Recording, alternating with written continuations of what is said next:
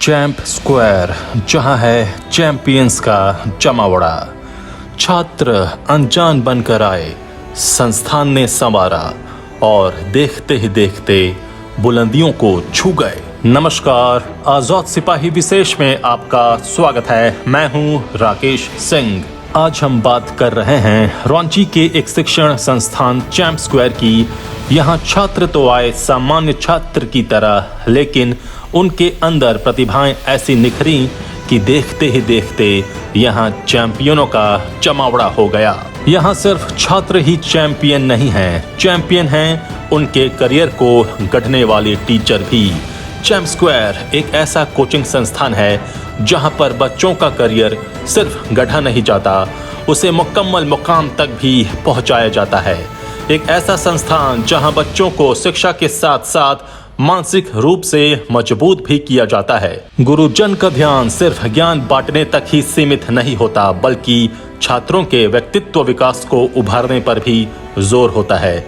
इस प्रतियोगी दुनिया में जहां अभिभावकों से ज्यादा चिंता उनके रिश्तेदारों को होती है, जहां पर घर वालों से ज्यादा चिंता उनके पड़ोसियों को होती है, जहां पर वर्मा जी का बेटा सूरज 90% मार्क्स लाता है, वहीं शर्मा जी का बेटा 92%।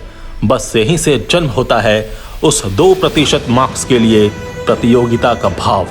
अब प्रतियोगिता बच्चों के बीच नहीं रह जाती, बल्कि उनके अभिभावकों के बीच हो जाती है। इसी 2% मार्क्स के लिए बच्चों को प्रतियोगिता की आग में झोंक दिया जाता है। इसी पड़ोसी और रिश्तेदारों की असीम महत्वाकांक्षा का नतीजा होता है डिप्रेशन। एक अच्छे खासे बच्चे को डिप्रेशन का निवाला बनना पड़ता है। यही डिप्रेशन बच्चों के मेंटल ग्रोथ को रोक देता है। इसी मेंटल हेल्थ को सुधारने और बच्चों को स्वस्थ प्रतियोगिता की तैयारी करवाने के मिशन से जन्म हुआ है चैंप स्क्वायर का। चैंप स्क्वायर कोचिंग इंस्टीट्यूट की स्थापना नवंबर 2015 में हुई। कुल 7 लोगों के जुनून ने चैंप स्क्वायर की नींव रखी। शुरुआत में 40 बच्चों के साथ कुल 3 कमरे में शुरू हुआ चैंप स्क्वायर। मात्र 18 से 20 दिन के बाद एक्स्ट्रा रूम की जरूरत पड़ने लगी। मात्र 1 महीने में ही चैंप स्क्वायर में छात्रों की संख्या 350 हो गई। उन दिनों छात्रों को क्वालिटी और अफोर्डेबल इंस्टीट्यूट की तलाश थी और उनकी तलाश चैंप स्क्वायर में आकर खत्म हुई और यहीं से शुरू हुआ भाग्य का एक अनोखा सफर, जहां से छात्रों के सपनों को पंख लगने लगे और वे नित नई नई ऊंचाइयां छूने लगे। कोई आईआईटी क्रैक कर रहा था तो कोई आईएएस आईपीएस के पद पर पहुंचने लगा। चैंप स्क्वायर की स्थापना करने वाले ये 7 मेंबर पहले फिरजी रांची में पढ़ाते थे। वे फिरजी रांची के पायनियर मेंबर भी थे। उन दिनों इन लोगों की भूमिका फिरजी की ग्रोथ में बहुत अहम रही। उस वक्त फिरजी ने अपने पैर रांची, बोकारो, धनबाद, पटना और भुवनेश्वर में पसार लिए। वहां पढ़ाते पढ़ाते इन 7 लोगों को लगा कि जिस लक्ष्य को लेकर वो शिक्षा के क्षेत्र में आए थे वो कहीं न कहीं अधूरा है। उसी वक्त चैंप स्क्वायर का आइडिया उनके मन में पनपा और उसे मूर्त रूप मिला नवंबर 2015 में। लक्ष्य था एक एक बच्चे को सही तरीके से गाइड करने का, एक एक बच्चे के मस्तिष्क में झांकने का और उसके अनुसार उसे निखारने का। लक्ष्य था इंडिविजुअल स्टूडेंट स्पेसिफिक एजुकेशन देने का। लक्ष्य था इंडिविजुअल डाउट क्लियर करने का। ये तभी संभव था जब क्वांटिटी के बजाय क्वालिटी ऑफ एजुकेशन पर काम हो सके। आजाद सिपाही की टीम ने चैंप स्क्वायर के फाउंडर मेंबर मनीष सिन्हा और मनीष आनंद से बातचीत की। प्रस्तुत है बातचीत के अंश। मेरा नाम मनीष सिन्हा हुआ। मैं चैंप स्क्वायर में हूँ since 2015। We are the founder members. Myself Manish Anand और मैं भी चैंप स्क्वायर में 2015 ऑनवर्ड्स हूँ। इससे पहले हम लोग फिटजी में थे एंड देन हम लोगों ने अपना इंस्टीट्यूट स्टार्ट किया चैंप स्क्वायर और पर्टिकुलरली मैं केमिस्ट्री पढ़ाता हूँ। चैंप स्क्वायर की स्थापना कब और क्यों हुई? 2015 नवंबर में हमने स्टार्ट किया था जी। हम लोग 7 आदमी थे जो फिटजी में थे पहले, सारे सातों के सातों। We were the pioneer member of FIITJEE in Ranchi और we started up like we helped in starting Fitji in Ranchi and nearby area like Bokaro, Dhanbad, Patna, Bhubaneswar. ये सारे ये जो कोर टीम थी ये लोग ट्रेनिंग और बाकी सारा पर्पस करते थे। We started up Champ Square because FIITJEE में उस समय हम लोग को लग रहा था जो मिशन और गोल के साथ हम लोग इस इंडस्ट्री में आए थे वो इंडस्ट्री में हम लोग को गोल पूरा नहीं हो पा रहा था। बीइंग अ कॉर्पोरेट वहाँ पे एक अपनी लाइबिलिटीज थी, अपना रिस्ट्रिक्शंस था, जो बच्चों को एक्चुअल हेल्प जो करना चाह रहे थे वो कर नहीं पा रहे थे। चैम्प स्क्वायर में दाखिला किन क्लासेस के बच्चों से शुरू होती है और आप यहाँ कौन कौन से कोर्सेज की तैयारी करवाते हैं? हम लोग शुरू करते हैं क्लास 7 से, बिकॉज एक अच्छा बच्चा को जिसको आगे इंजीनियरिंग, मेडिकल या ऐसा कुछ टारगेट कर रहा है, उन बच्चों को ज़रूरी है कि एक अच्छा फाउंडेशन हो। बिकॉज जो इंडिया का एजुकेशन सिस्टम है उसमें 10th तक का सिलेबस काफ़ी आसान होता है, बच्चे अचानक सकम करते हैं 11th-12th में। तो वो फाइट को दूर करने के लिए इम्पॉर्टेंट है कि बच्चे को शुरू से एक अच्छा फाउंडेशन दें along with the school studies. तो हम 7th से शुरू करते हैं। 7th, 8th, 9th, 10th is a foundation programme, जहाँ पे हम लोग फोकस करते हैं ओलंपियाड्स पे। वेरियस ओलंपियाड्स होता है, जैसे जूनियर साइंस ओलंपियाड हुआ, फिर रीजनल मैथमेटिक्स ओलंपियाड हुआ, बहुत सारा जैसे NTSC हुआ, ये सारी चीज़ों पर फोकस होता है। साथ में आपका स्कूल की पढ़ाई को भी बराबरी से ध्यान दिया जाता है, साइंस मैथ्स को स्पेशली। साथ में हम लोग मेंटल एबिलिटी भी पढ़ाते हैं ताकि एक एनालिटिकल एबिलिटी बच्चों का डेवलप हो, और एक SST पार्ट होता है जो फोकस करता है NTSC को। आज के कॉम्पिटिटिव युग में बच्चे बहुत जल्द डिप्रेशन का शिकार हो जाते हैं या हो रहे हैं। इसके लिए आप अपने संस्थान में कोई प्रोग्राम चलाते हैं? हाँ, देखिए हम लोग क्या करते हैं कि जैसे मान लीजिए जो बच्चे हैं, सबसे पहले जो प्रॉब्लम आता है रांची में ही अगर आप बात करेंगे तो हर स्कूल का जो करिकुलम होता है, क्लास 10 से जब वो 11th में जाते हैं तो करिकुलम अलग अलग फॉलो करने लगते हैं स्कूल्स। तो क्लास 10 तक रिलेटिवली आसान रहता है, साइंस पर्टिकुलरली साइंस आसान रहता है, लेकिन सडनली जब वो क्लास 11th में जाते हैं तो चीज़ें काफ़ी डिफ़िकल्ट हो जाती हैं, जिसके कारण बच्चे को 3 से 4 महीना लगता है अडेप्टेशन में। और प्लस जब कोर्स करिकुलम अलग अलग होता है हर स्कूल का और कोचिंग का अलग करिकुलम होता है, तो बच्चे को दिक्कत होती है। तो हम लोग सबसे पहले एक तो ये अपना प्लान डिवाइस किए कि जितने भी स्कूल्स हैं उनको सिंक्रोनाइज करके हम लोग अपना एक पर्टिकुलर कोर्स करिकुलम बनाए। दूसरा क्या है, depending upon the level of difficulty of the students या level of difficulty of the question या फिर जो बच्चे का लेवल है उनके हिसाब से हम लोग बैचेस को सेग्रीगेट किए, जहाँ पर एक पर्टिकुलर बैच में मान लीजिए किसी एक चैप्टर को पढ़ाने में 3 क्लास लगता है तो दूसरे बैच में उसको 5 क्लास में ख़त्म करेंगे, जहाँ पर बच्चे का अंडरस्टैंडिंग लेवल थोड़ा सा लो है। और प्लस क्या है कि रेगुलर मोटिवेशन हम लोग करते हैं बच्चों का, ताकि बच्चे जो हैं वो सकम नहीं कर जाएं उस फोर्स को देख करके कि भाई सडनली जो है फोर्स जो लेवल होता है, प्रेशर जो लेवल होता है वो बहुत ज़्यादा हो जाता है आफ्टर क्लास 10th। तो हम लोग मेंटल हेल्थ के लिए बच्चों का उनको कंटिन्यूअस काउंसलिंग करते हैं और हम लोग उनको मोटिवेट करते हैं। हम लोग सेमिनार के थ्रू भी हम लोग उनको हेल्प करते हैं, असिस्ट करते हैं, ताकि उनको कोई दिक्कत ना आए 11th एंड 12th पर्टिकुलरली वहाँ पर। आपने चैम्प स्क्वायर नाम को ही क्यों चुना? चैम्प स्क्वायर जो है वो बेसिकली मतलब होता है चैंपियंस का एक जमावड़ा। तो सिंस हम लोग जब स्टार्ट किए थे तो 7 मेंबर हैं हम लोग, जो कोर मेंबर हैं, जो फाउंडर मेंबर हैं। हम लोग अपने डिपार्टमेंट में अपनी पुरानी कंपनी में 15 साल से काफ़ी सारे अच्छे बच्चों को पढ़ाए थे और काफ़ी सारे अच्छे बच्चों को हेल्प किए थे IIT में पहुंचने में। तो हमारा ब्रांड हो गया था रांची और झारखंड में कि जो चैंपियन टीचर्स यही है। तो जब चैंपियन टीचर्स यही हैं तो हम चाह रहे थे हर बच्चे को चैंपियन बनाने के लिए, तो एक चैंपियंस का जमावड़ा करने के मकसद से हमने चैम्प स्क्वायर स्टार्ट किया था। हम लोग ये बिलीव भी करते हैं ना कि हर बच्चे के अंदर एक चैंप रहता है, आप उसको कितने अच्छे से निखार सकते हैं ये आपकी कैपेबिलिटी पर डिपेंड करता है। और अगर आप किसी के द्वारा गाइडेड हैं तो आपका जो नेचुरल टैलेंट होता है किसी बच्चे को निखारने में, वो आपका सबड्यूड रहता है कहीं ना कहीं। तो हम लोग जब देख रहे थे कि we were interacting with most of the students जो हमसे पढ़ रहे थे, तो हम लोगों ने सोचा कि भाई ऐसा क्यों है कि जो अच्छे बच्चे हैं वही रैंक ला रहे हैं अच्छा IIT में, और वैसे बच्चे जो मान लीजिए एवरेज हैं या इससे फॉर द टाइम बिंग आप ये भी मान के चलें कि बिलो एवरेज बच्चे हैं, वो क्यों नहीं अच्छा कर पाते हैं। क्योंकि IIT में ऐसा नहीं है कि it is very difficult to get into IIT। आपका एक नेचुरल फ्लो होना चाहिए क्वेश्चंस को सॉल्व करने का, और दूसरा क्या होना चाहिए, आपके अंदर लगन होना चाहिए। तो वो लगन डेवलप करना जो होता है that is very very important. तो लगन को डेवलप करने के लिए हम लोगों ने सोचा कि भाई हर बच्चे के अंदर चैंप छुपा रहता है, let us excavate that champ in each and every student. और तब बच्चे को भी मजा आता है पढ़ने में और हमें भी मजा आता है। फिर हम लोगों ने ये भी देखा कि मेडिकल में भी जो रांची का सिनेरियो है या झारखंड का सिनेरियो है वो बहुत ज़्यादा अच्छा सिनेरियो नहीं है। तो हम लोगों ने अब मेडिकल में भी हम लोगों ने अपना इनिशिएटिव लिया है एंड वेरी सून हम लोग देखेंगे कि भाई एक मेडिकल बैच हम लोग जनरेट करेंगे, एक बनाएंगे और उस पर भी हम लोग मेडिकल के फील्ड में भी एक रेवोल्यूशन लाना चाह रहे हैं रांची में, झारखंड में कर सकते हैं। चैम्प स्क्वायर बेसिकली जो है ना sir is known for the best conversion ratio. हम लोग जो है आज तक अगर आप देख लें कोचिंग में तो number of student who qualified and number of student जो हमारे साथ पढ़े हैं उसका रेशियो सबसे अच्छा चैम्प स्क्वायर का है पूरे झारखंड बिहार में। तो वी बिलीव कि बच्चे कम रहे बट ताकि हम उस हर बच्चे पे वर्क कर पाए। राइट। एक बार ब्रांड बन जाए तो बच्चा आप यू कैन सी कि जब से चैम्प स्क्वायर या हम लोग हैं रांची में, आप शहर से माइग्रेशन सुनते होंगे कोटा के लिए, बट रांची से माइग्रेशन कोटा के लिए सबसे मिनिमम है जस्ट बिकॉज कि एक अच्छा सिस्टम है। तो ये हम मानते हैं कि जब घर पे रह के बच्चा पढ़ता है तो हमेशा अच्छा पढ़ता है।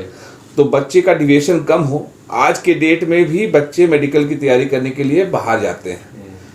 इनका कहने का मतलब सिनेरियो अच्छा नहीं था, का मतलब था कि अच्छा संस्थान नहीं है जो बच्चों को हेल्प कर पाए मेडिकल के लिए। तो हमने क्या किया है कि एक ऐसा सिस्टम बनाने की कोशिश कर रहे हैं हम लोग कि मेडिकल में भी बच्चे को कहीं जाना नहीं पड़े और तैयारी हो। जब चैम्प स्क्वायर की नींव रखी गई तब कितने बच्चों के साथ शुरू हुआ था ये संस्थान और क्या क्या चैलेंजेस थे आपके सामने? हमने 3 क्लासरूम से शुरू किया था। 3 क्लासरूम, ठीक है। पहला 3 महीने में 3 क्लासरूम था और एक हम लोग वही 7 आदमी थे जो फाउंडर मेंबर थे। पहला महीना मेरे ख्याल से 18 से 20 दिन के बाद हमें एक्स्ट्रा रूम की जरूरत पड़ने लगी थी बिकॉज रिस्पांस था जो ओवरवेलमिंग था। पहला दिन 40 बच्चा आया था जिस दिन चैम्प स्क्वायर स्टार्ट हुआ था और 1 महीना के अंदर हम लोग 350 बच्चे पे बैठे हुए थे। बिकॉज 350 बच्चे की जरूरत थी चैम्प स्क्वायर और रांची में उस समय काफ़ी सारा कोचिंग्स था। कई सारे कोचिंग्स उस समय वो सपोर्ट नहीं दे पा रहे थे, कुछ बच्चे अफोर्ड नहीं कर पा रहे थे। हमने दोनों का सोल्यूशन दिया। एक तो quality education at a sustainable price. हर बच्चा जो डिजर्व करता है अगर वो पढ़ने में अच्छा है तो वो सिर्फ पैसे के चलते पढ़ाई से वंचित नहीं रहे, क्वालिटी एजुकेशन से वंचित रहे। ये हमारा एक विजन है। बिकॉज एक रिक्शा वाले का बच्चा को भी पूरा हक है पढ़ने का और एक जो टॉप मोस्ट फैमिली है उनके बच्चों को भी पढ़ने का पूरा हक है। उन बच्चों को सिर्फ ये चाहिए कि बच्चे में वो टैलेंट होना चाहिए, उस बच्चे में उस जज्बा होना चाहिए, उस बच्चे में लगन होनी चाहिए पढ़ने की। हम मदद करने के लिए तैयार हैं। चैम्प स्क्वायर के जो स्टूडेंट्स हैं कहाँ कहाँ परचम लहरा रहे हैं? अभी तो हमारे बहुत सारे बच्चे जैसे एडोबी में हैं, गूगल में हैं, अमेज़ॉन में हैं और भी जैसे मान लीजिए कुछ IAS ऑफिसर हैं, IPS ऑफिसर हैं। तो एक मज़ेदार इंसिडेंट मैं बताना चाहता हूँ। एक हमारा एक स्टूडेंट था निशांत कृष्ण। निशांत कृष्ण को बार बार मैं कहता था कि भाई तुम पढ़ाई पर ध्यान दो, पढ़ाई पर ध्यान दो। He was some sort of notorious, जैसे उसकी आदत जो थी वो केयरलेस था, कैजुअल था, बदमाशी करते रहता था। तो वो IIT में उसका रैंक पीछे आ गया। अब उसने यहाँ BIT मिश्रा से उसने इंजीनियरिंग की पढ़ाई की। सडनली एक दिन मेरे पास कॉल आया, उसमें लिखा हुआ था IPS निशांत कृष्ण। तो मैंने कॉल रिसीव किया, मैंने कहा यस सर। तो उसने कहा कि अरे सर क्यों बोल रहे हैं? बोले कौन? तो वो बोला सर मैं निशांत बोल रहा हूँ। बोले यार ये IPS लिखा हुआ है। तो सर मैं IPS हूँ। तो बोले अरे दैट्स ग्रेट। तो जो बच्चे हैं अभी जैसे हमारे कुछ स्टूडेंट 2 डिजिट UPSC में रैंक लाए हैं, मनीष नाम है उसका, एक सागर है। ये सब बच्चे जो थे वो IIT किए और IIT करने के बाद फिर वो UPSC की तैयारी किए और UPSC में तैयारी करने के बाद दे आर सक्सेसफुल। और आज के डेट में कोई कोडरमा में है, कोई UP में है, कोई देवघर में है। तो ये जो फीलिंग होता है ना, जो बच्चे सक्सेसफुल हो जाते हैं और इवन दो जो बच्चे मान लीजिए फर्स्ट अटेम्प्ट में IIT क्वालिफाई नहीं करते हैं, लेकिन उनको जो क्वालिटी एजुकेशन हम लोग कोशिश करते हैं कि इम्पार्ट करें और जो उनके अंदर फायर सोचते हैं कि डेवलप कराएं, तो वो बच्चे जो हैं आगे चलकर कहीं ना कहीं बहुत अच्छा कर जाते हैं। तो ये सेटिस्फैक्शन का फीलिंग होता है हमारे अंदर। बिल्कुल। एक अच्छा स्टूडेंट का क्वालिटी क्या हो सकता है टीचर की नज़र में? एक अच्छा स्टूडेंट कौन होता है? एक अच्छा स्टूडेंट वो होता है जो 3 D को फॉलो करता है। एक होता है डिटर्मिनेशन, एक होता है डेडिकेशन और एक होता है डिवोशन। तो डिटर्मिनेशन है कि अगर वो बहुत अच्छा स्टूडेंट नहीं है, ये मतलब नहीं होता है कि भाई बहुत अच्छा स्टूडेंट तो चलिए वो नेचुरल गिफ्टेड है, चाइल्ड प्रोडिजी है, उसके अंदर वो अच्छा करेगा ही। लेकिन अच्छा स्टूडेंट का मतलब होता है सबसे पहले वो डिटर्मिन्ड हो गोल को अचीव करने के लिए, फिर डेडिकेटेड वे में, ठीक है, वो वर्क कर रहा है टू अचीव द गोल। और डिवोशन का मतलब ये हुआ कि जिस प्रकार आप अपने आराध्य के प्रति कंप्लीट समर्पित हैं और डिवोटेड हैं उनके प्रति, उसी प्रकार आपको आपके पेरेंट्स और आपके टीचर्स की जो बातें होती हैं उनको कंप्लीट डिवोशन के साथ मानना है। आपको मानना है कि ये जो बोल रहे हैं पेरेंट और टीचर, ये ईश्वर तुल्य वाक्य है और ये हमारे लिए बहुत जरूरी है। ये तीन चीज जो भी बच्चा फॉलो करता है वो अच्छा स्टूडेंट होता है और लाइफ में सक्सेसफुल होता है। बिल्कुल।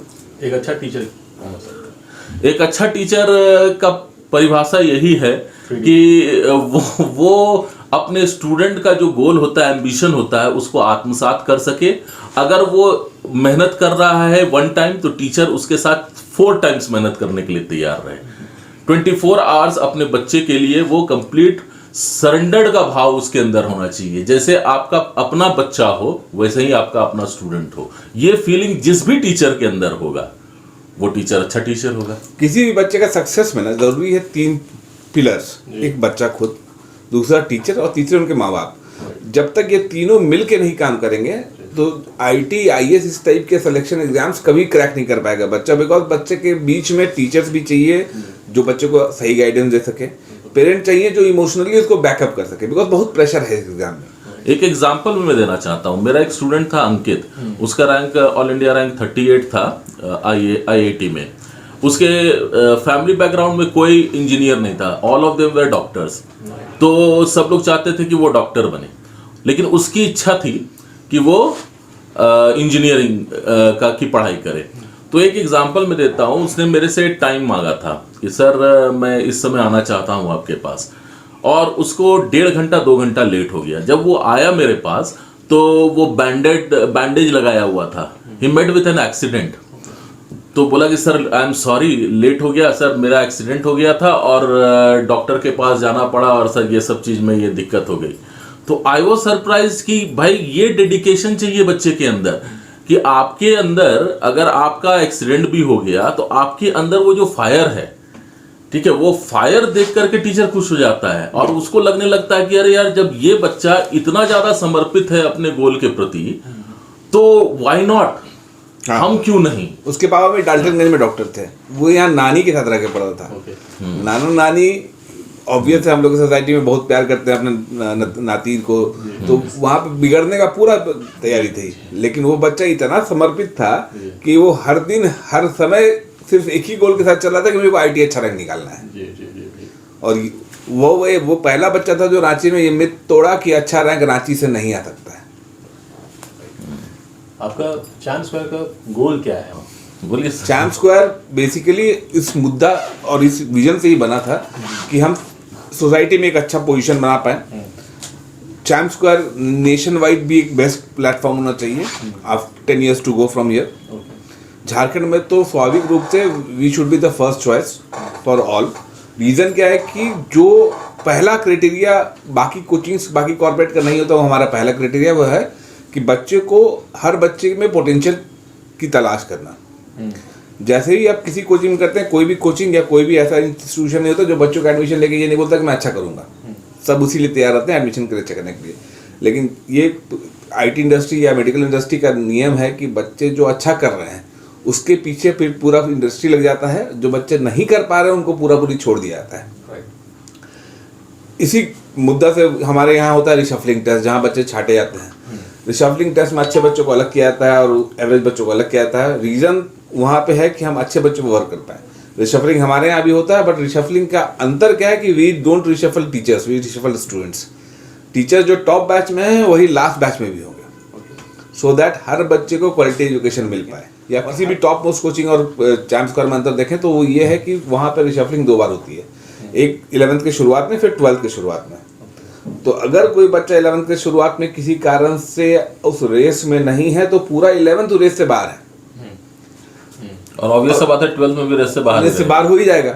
जो बच्चा पूरा 11th रेस से बाहर और 12th रेस से बाहर हो जाएगा, उस चीज को सबसे पहले हमने ओवरकम किया। हमने क्या किया कि पूरे 11th में हम 3 टर्म में एग्जाम्स लेते हैं, हर टर्म रिशफलिंग है, ताकि ये कभी नहीं हो कि जो टॉप बैच में चला गया वो रिजर्व हो जाए कि भाई अब तो हम आ गए, हमको अब कुछ नहीं करना है।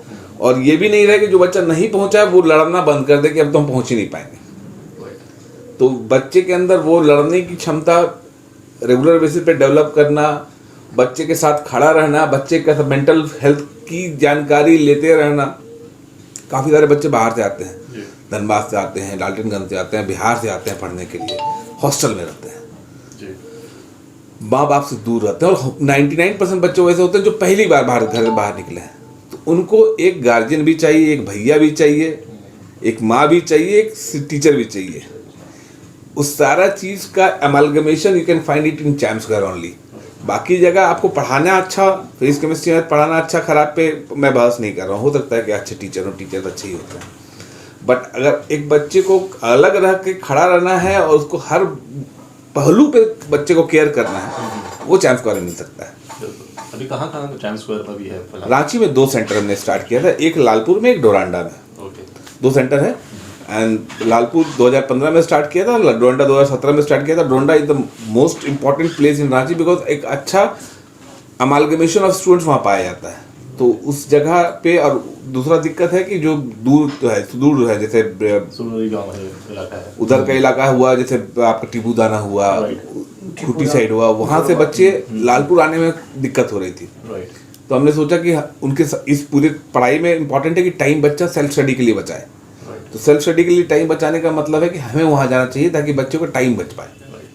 फीस स्ट्रक्चर देखिए, ऐसा तो 3,60,000 रुपये फीस है, बट स्कॉलरशिप टेस्ट होता है 2 ईयर्स का।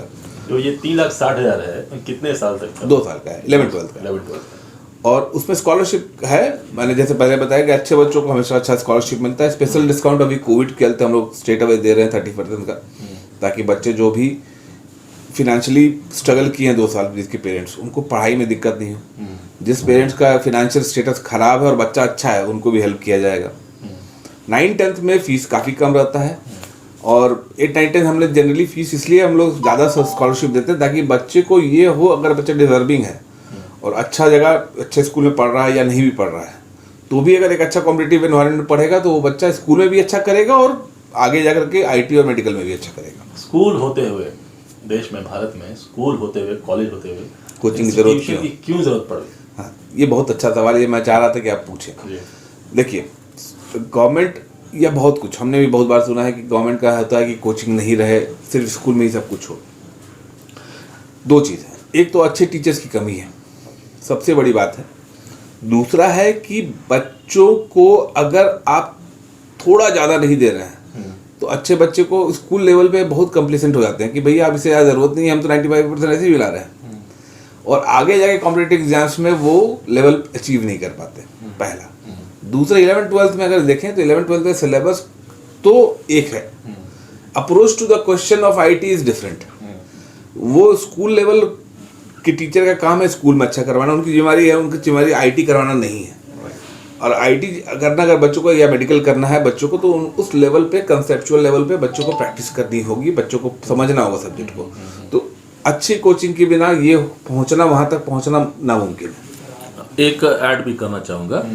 होता क्या है कि जैसे मान लीजिए कोई आप X स्कूल में पढ़ रहे हैं, X स्कूल में आपका पोजीशन 1 to 10 के अंदर है, ठीक है। कोई दूसरा Y स्कूल है, उसमें भी कुछ बच्चे 1 to 10 के अंदर हैं, Z स्कूल है, उसमें भी 1 to 10 के अंदर है। नाउ तीनों स्कूल के बच्चे को लगता है कि यस हम 1 से 10 के अंदर हैं, टीचर्स को भी लगता है कि ये हमारे स्कूल का टॉपर है, ठीक है। तो होता क्या है कि जब कंटिन्यूअसली कोई बच्चा टॉप करता रहता है स्कूल में, तो एक क्या हो जाता है, एक ऑरा क्रिएट हो जाता है, ये बच्चा बहुत अच्छा है, ये बच्चा बहुत अच्छा है, ये बच्चा बहुत अच्छा है। ये जो फीलिंग आता है पेरेंट के अंदर भी आ जाता है, टीचर के अंदर भी आ जाता है, और स्टूडेंट के अंदर भी आ जाता है। अब कोचिंग में क्या होता है, X, Y और Z तीनों के बच्चे यहाँ आते हैं, तो एक प्लेटफॉर्म इनको मिलता है जहां पर इंटर स्कूल कंपटीशन हो सके।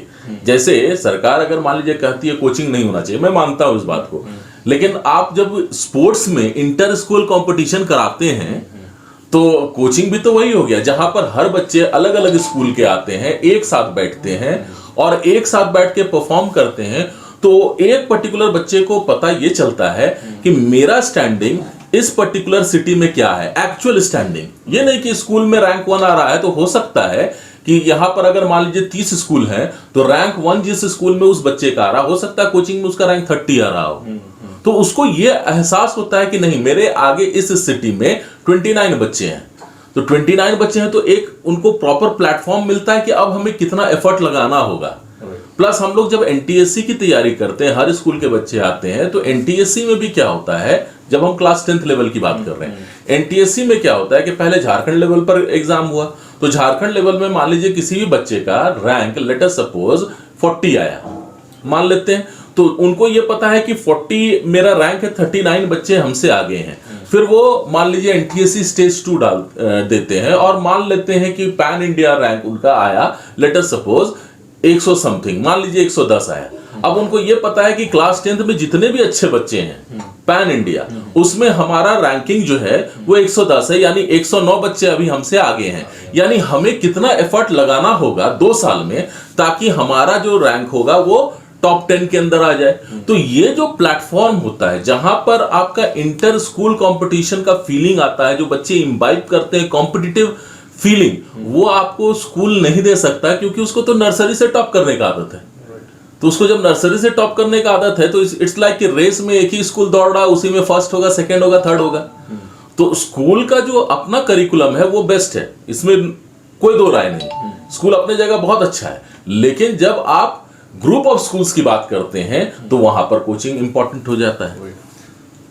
जो प्रेशर बच्चों पे आज की डेट में है पढ़ाई के प्रति, अब जब आप पढ़ते होंगे असाइनमेंट 8 में होंगे, क्या वो प्रेशर उस समय का प्रेशर और अभी का प्रेशर, गार्जियन का प्रेशर किस लेवल का है? मतलब आप देख रहे होंगे उस समय कुछ समय के साथ प्रेशर बढ़ रहा है ना, अवेयरनेस बढ़ रही है। बच्चे हमारे समय जबरदस्ती थोपा जा रहा है कि क्या? नहीं, बच्चों को पता है कि हमको कंपटीशन करना। हमारे समय में जब हम लोग पढ़ रहे थे तो कंपटीशन का अवेयरनेस हमारे पास बहुत कम था, बिकॉज उस समय इंटरनेट मोबाइल नहीं था। हमें जो स्कूल में आकर काउंसलर्स बोले वो कर रहे हैं, अदरवाइज स्कूल कंपटीशन में हम लोग आराम से चले जाते तो और आराम से चल रहा था जीवन। अब क्या है कि हर बच्चे को पता है कि कंपटीशन क्या है, हर पेरेंट्स को पता है कि कंपटीशन क्या है। Now we are in age जहाँ पे चारों तरफ हैंड क्लिक पे सब कुछ पता है। मेंटल हेल्थ, तो उस जब वो प्रेशर आता है ना बच्चे को, तो बच्चे से अच्छे बच्चे से उम्मीद जग जाता है। उम्मीद जगेगा तो प्रेशर आएगा बच्चे का मेंटल प्रेशर रहेगा कि पापा मेरे से एक्सपेक्ट कर रहे हैं, और एक्सपेक्ट जब करने लगते हैं और उस हिसाब से डिलीवरी नहीं होती है या उससे 19-20 डिलीवरी होती है तो बच्चे का मानसिक प्रेशर बढ़ता जाता है। और सेम वाइस वर्सा पेरेंट्स में भी है। बहुत सारे पेरेंट्स हैं जो बच्चे को बोल नहीं पाते हैं, जो एक्सपेक्ट कर रहे हैं, और वो देख रहे हैं कि मेरा एक्सपेक्टेशन के अगल बगल नहीं जा रहा, तो उनका प्रेशर बढ़ रहा है। और ये प्रेशर तब तक बढ़ता रहेगा जब तक आपसी संवाद नहीं हो। अगर आप चाह रहे हैं कि मेरा बच्चा आईटी टॉप 10 में रहे, बच्चा आईटी टॉप 10 में के लायक नहीं है या बच्चा का वो एस्पिरेशन ही नहीं है, तो आप बच्चे को सिर्फ आईटी या मेडिकल का टॉप 10 का बच्चा ही अच्छा करेगा ऐसा तो है नहीं। अगर 6000 सीट है तो बाकी बच्चे भी अच्छा करते हैं। उसके अलावा भी काफ़ी सारे संस्थान हैं जहाँ अच्छा कर रहे हैं बच्चे, जैसा बताया उन्होंने कृष्णा के बारे में कि बच्चा बीआईटी मिश्रा से पढ़ा, फिर आईपीएस किया, इंडिया का टफेस्ट एग्जाम पास किया। तो ऑप्शन है, उसमें जरूरी है कि एक आपसी संवाद हो जहाँ पेरेंट, टीचर्स और बच्चे साथ में रहें। इस चीज़ को दूर करने के लिए चैम्प स्क्वायर में we had a regular interactive session with parent, teachers and student. वहाँ मतलब ये होता है कि बच्चे का जो स्टडी का जो एक पर्टिकुलर दौरान के दौरान बच्चे पढ़े हैं उसको एक डिस्कशन पेरेंट के साथ हो। पेरेंट को अलग से बैठा के समझाया जा सके कि आप इससे ज़्यादा प्रेशर ना दें बच्चों को, बिकॉज बच्चा इससे ज़्यादा प्रेशर सस्टेन नहीं कर पा रहा है। और बच्चे को ये बताया जाता है कि देखो पेरेंट का एक्सपेक्टेशन है, तुमको बाकी काम छोड़ के मेहनत ज़्यादा करना है। इससे क्या होता है ना कि टीचर दोनों पार्ट्स को देख पा रहा है, पेरेंट उनसे आराम से आके इंटरेक्ट कर पा रहे हैं, बिकॉज बच्चा क्या चाह रहे हैं वो बच्चे से। बच्चा भी क्योंकि क्लास में नहीं बन रहा है या क्लास में अच्छा कर रहा है, उस लेवल का मार्क्स नहीं आ रहा है, तो वो भी बता रहा है कि सर हम बहुत मेहनत करें लेकिन मार्क्स नहीं आ रहा है। तो वी कैन ऑलवेज से कि भैया बच्चा करना चाह रहा है, आप उसको थोड़ा टाइम दीजिए, तो कुछ हद तक आपका मेंटल प्रेशर इस ट्रायंगल से कम हो जाएगा। नहीं, देखिए मेंटल प्रेशर की अगर बात करेंगे ना सर, तो आप देखें पहले भी जब एक स्कूल में मान लीजिए 10 पेरेंट बस स्टॉप पर इकट्ठा होते थे पहले भी, तो आपस में बात करते थे कि आपका बच्चा कैसा कर रहा है, कहाँ ट्यूशन पढ़ने जा रहा है, क्लास में उसका परफॉर्मेंस क्या हो रहा है, किस सब्जेक्ट में उसका मार्क्स कम आ रहा है। तो वो जो कॉम्पिटिटिव फीलिंग था, जो कंपैरेटिव फीलिंग था, कॉम्पिटिटिव गलत वर्ड हो गया, कंपैरेटिव फीलिंग जो था वो पहले भी था, वो अभी भी है। तो प्रॉब्लम ये है कि जब हम अपने बच्चे को कंपेयर करना शुरू करते हैं किसी भी दूसरे बच्चे से, तब जाकर के मेंटल हेल्थ जो होता है स्टूडेंट का वो डिस्टर्ब होता है। आप क्लास में रैंक 1 ला रहे हैं या रैंक लास्ट ला रहे हैं, ये मैटर नहीं करता है। मैटर ये करता है कि आप जो आज 60% मार्क्स लाए, ठीक है, तो आप नेक्स्ट एग्जाम में आप 70% लाने की कोशिश करें। तो सडनली क्या होता है कि ये जो कंपैरिजन का फीलिंग जो डेवलप कर लिए हैं पेरेंट की, उनका बच्चा अच्छा, उनका बच्चा अच्छा, मेरा बच्चा उस हिसाब से नहीं कर रहा, इसको सबसे पहले पेरेंट को हटाना होगा। आप अपने बच्चे को किसी से कंपेयर ना करें, आप अपने बच्चे को उसी से कंपेयर करें कि बाबू आज तुम्हारा 60% मार्क्स आया है, now feel that this is the minimum marks you are going to get. अब इससे तुमको कैसे इंप्रूव करना है, तुम बताओ तुमको क्या चाहिए, क्या हेल्प तुमको चाहिए। पेरेंट हमेशा सपोर्टिव होना चाहिए, पेरेंट को हमेशा मोटिवेटिव होना चाहिए। गलती बच्चे कर रहे हैं तो डांटना भी चाहिए। आज के पेरेंट डांटना छोड़ दिए हैं, डांटना भी चाहिए फ्रॉम स्मॉल एज। ऐसा नहीं कि बड़ा हो गया तब आप एकाएक जो है हाथ उठा दिए, ये नहीं, ये गलत है। आप कंपैरिजन सबसे पहले छोड़िए और दूसरा बच्चे को मोटिवेशन, घर का एनवायरनमेंट मोटिवेशन वाला होना चाहिए, ठीक है। तो देखिए, वी हैव स्ट्रॉन्ग बिलीव कि हर बच्चा के अंदर चैंपियंस है।